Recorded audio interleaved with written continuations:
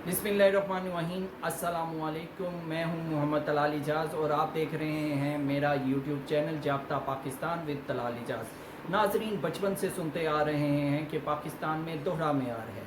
ताकतवर के लिए और कानून है और कमज़ोर के लिए और कानून है। आज हम जो आपसे गुफ्तगू करने जा रहे हैं वो ये करने जा रहे हैं कि जो कि ज़ेर बहस मौजू है शहबाज गिल साहब, उनके ऊपर जो तशद्दुद हुआ है, उनकी जो गिरफ़्तारी हुई है, इस हवाले से आपसे गुफ्तगू की जाएगी। आखिर इसके पीछे क्या मुहर्रिकात थे कि उनकी गिरफ़्तारी क्यों अमल में लाई गई और फिर उनके ऊपर जो तशद्दुद किया गया, इनका मकसद क्या था।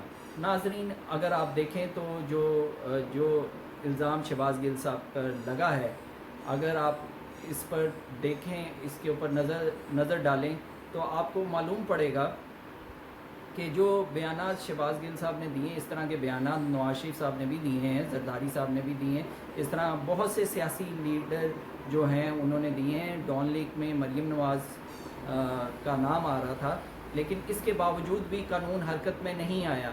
इस दफ़ा जो FIR कटी है उसमें जो मुद्दई है वो है वफाकी हुकूमत, और हम सब जानते हैं कि वफाकी हुकूमत जो है वो उसके ऊपर जो कंट्रोल है वो PDM की जमातों का है, यानी कि शहबाज हुकूमत का है। और हम सब जानते हैं कि शहबाज हुकूमत का क्या मकसद है।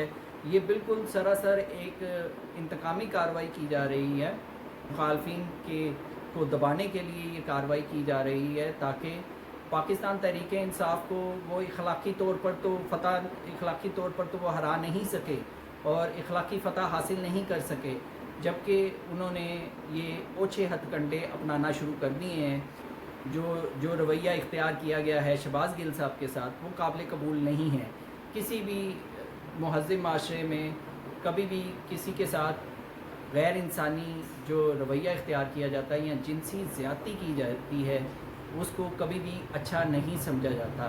अगर आज ये जो मुखालफिन हैं जो ठट्ठे मार रहे हैं, जो कह रहे हैं कि फिर ऐसे कामों में तो ऐसा होता ही है, मुकाफ़त अमल का नाम दिया जा रहा है, या बहुत बोलता था और हमने सारी जो है वो जो अकड़ थी वो निकाल दी है, और इस तरह के बहुत से जो बातें और ताने कसे जा रहे हैं, वो लोग ये शायद भूल गए हैं कि मुकाफ़त अमल जो है वो उनके लिए भी दोहराया जा सकता है। अगर ये जो गैर इंसानी रवैया, जो गैर इखलाकी रवैया जो शहबाज गिल साहब के साथ इख्तियार किया गया है, अगर जब इनके जो नून लीग के लीडरान हैं जब इनके साथ ये इख्तियार किया जाएगा, क्या किसी को भी ये काबिल कबूल होगा जो गैर इंसानी रवैया या जिनसी ज़्यादती या जो भी इल्ज़ामात सामने आ रहे हैं, क्या ये किसी महज़्ज़ब माशरे में ये तमाम बातें काबिल कबूल हैं। लेकिन क्या कहने कि नून लीग बजाय इसको संजीदगी के साथ इसके ऊपर नज़र दौड़ाती, और इतना कुछ होने के बावजूद भी शायद नून लीग ने अपने माजी से कोई सबक नहीं सीखा, कोशिश कर रही है। नून लीग अपने सियासी मुखालिफ को कुचलने के लिए सरतोड़ कोशिश कर रही है। उसी की एक कड़ी है कि जो इमरान खान साहब की जो तकरीरें हैं उन पर जो पाबंदी आयद की गई है, वो भी यही कड़ी है कि जो PTI जो फ्रंट फुट पे खेलती है उसको किसी तरह बैक फुट पे लेके जाया जा सके, जो कि जलसों में आवाम को इमरान खान साहब अपनी तकरीरों से गरमाते हैं और मोटिवेट करते हैं इनके ख़िलाफ़, और इनकी चोरी को एक्सपोज़ करते हैं, उसको किसी हद तक रोका जा सके और उसमें कमी की जा सके, क्योंकि ये हुकूमत जो है आवाम को रिलीफ देने में बुरी तरह नाकाम हुई है। जो इन लोगों ने जो ये लोग वादे करके आए थे वो पूरे करने में बुरी तरह नाकाम हुए हैं, और अब इनके पास सिर्फ यही हरबा रह गया है कि किसी तरह कानून और ताकत के ज़रिए अपने जो सियासी जो मुखालिफ है, जो PTI है, जो पाकिस्तान तहरीक इंसाफ है, उसको किसी तरह कुचल दिया जाए और इनको इलेक्शन से बाहर कर दिया जाए, या इनके ऊपर इस तरह के मामलात बनाए जाएं कि ये इलेक्शन तक बिल्कुल ही जो है वो साइड पे हो जाए और इनका रास्ता बिल्कुल ही साफ़ हो जाए और ये दोबारा से इक़्तिदार में आ सकें। और इसी वजह से ये एक शहबाज गिल साहब सिर्फ एक कड़ी है, आगे अभी बहुत कुछ होना है। बहुत से जो جو پاکستان تحریک انصاف کے جو لیڈر ہیں یا پاکستان تحریک انصاف کے جو کارکن ہیں اور جو پاکستان تحریک انصاف سے جو لوگ وابستہ ہیں ان کے لیے بہت سی مشکلات پیدا کرنے کے لیے بہت سے پلان بن رہے ہیں. جو پی ڈی ایم کے اوپر جو مبینہ چوری کے الزامات ہیں، مبینہ طور پر چوری کے جو الزامات ہیں، ہم دیکھتے ہیں کہ جو الزامات ہیں ان میں یا تو اتنی تاریخیں لی جاتی ہیں کہ عدالتوں میں وہ انصاف نہیں ہو پاتا، یا جو گواہ ہیں وہ حادثاتی طور پہ مر جاتے ہیں، یا جو تحقیقاتی جو افسران ہیں ان کی اموات واقعہ ہو جاتی ہے. تو یہ تمام اموات اور تمام محرکات اور یہ تمام معاملات یہ حادثاتی طور پر ہوتے ہیں، یا یہ تو خدا ہی جانتا ہے کہ یہ حادثاتی طور پر ہوتے ہیں یا کسی پلان کے ذریعے ان کو رستے سے ہٹایا جاتا ہے. لیکن اس وقت یہ جو وفاق کی اور پنجاب کی محاذ آرائی ہے، یہ کسی طور پہ بھی پاکستان کے لیے نیک شگن نہیں ہے. پاکستان کو اس وقت سیاسی استحکام کی ضرورت ہے. پاکستان اس بات کا ہرگز متمل نہیں ہو سکتا کہ یہاں پہ ایک غیر سیاسی جو ہے وہ استحکام کی صورتحال رہے. پاکستان کو سیاسی استحکام چاہیے.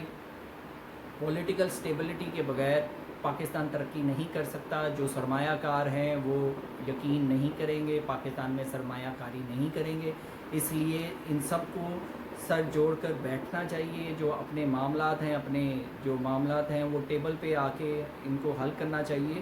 اور اگر کسی کے اوپر جو الزامات ہیں وہ عدالت میں جا کے ان کو اپنے آپ کو کلیئر کروائے، اپنے آپ کو صفائی دے. جبکہ اداروں کو بھی چاہیے کہ انصاف سے کام لیں، نہ کہ انتقامی کارروائیوں کا حصہ بنیں.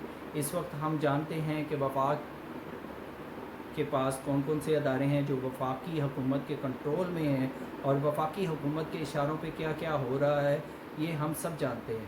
اسی طرح پنجاب جو ہے وہ کس کے کنٹرول میں ہے، کس حکومت کے کنٹرول میں ہے، اور کیا کیا کچھ ہو سکتا ہے یہ بھی ہم سب جانتے ہیں.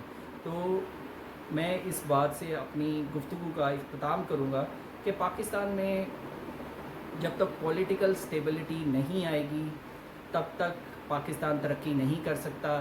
ان سیاسی انتقامی کارروائیوں سے کچھ بھی حاصل نہیں ہوگا. آج شہباز گل کے ساتھ جو ہو رہا ہے، کل کو یہ جو نون لیگ کے قائدین ہیں یا پیپل پارٹی کے قائدین ہیں یا جو بھی باقی جماعتوں کے قائدین ہیں، اور ان کے ساتھ بھی یہ سب کچھ ہو سکتا ہے. تو اس لیے جن کے گھر خود شیشے کے ہوں دوسرے کے گھروں پہ پتھر نہیں پھینکا کرتے.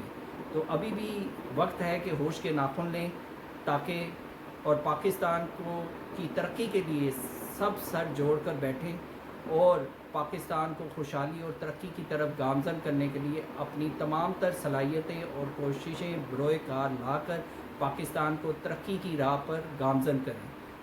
اس کے ساتھ ہی میں آپ سے اجازت چاہوں گا. بہت بہت شکریہ. السلام علیکم.